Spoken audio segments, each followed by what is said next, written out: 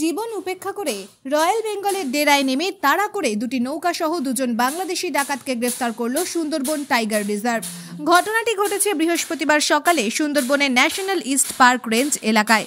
ধৃতরা হল আজিজ সর্দার, আব্দুল গফফর হাওলাদার।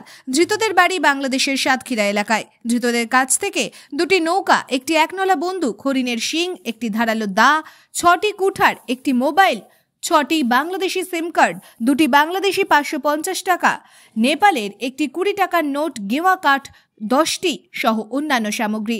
জানা গিয়েছে ধৃতরা 6টি কাঁকড়া ধরার নৌকো ও একটি মাছ ধরার নৌকোয় মৎস্যজীবীদের বেধড়ক মারধর করে ছিনতাই করে।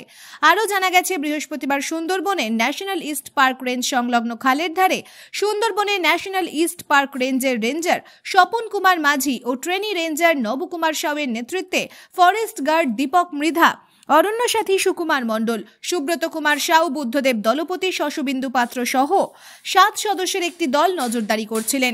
সেই সময় তারা 4টি নৌকা দেখতে পায়। তারা দ্রুততার সাথে নৌকার কাছে যাওয়ার চেষ্টা করেন। অন্যদিকে সুযোগ বুঝে দুটি নৌকার 7 জন নদীতে ঝাঁপ দিয়ে সুন্দরবন জঙ্গলে বাঘের ডেরায় লুকিয়ে পড়ে। কতদিন ধরে ওরা আজ? এরা 6 দিন আগে এসছে।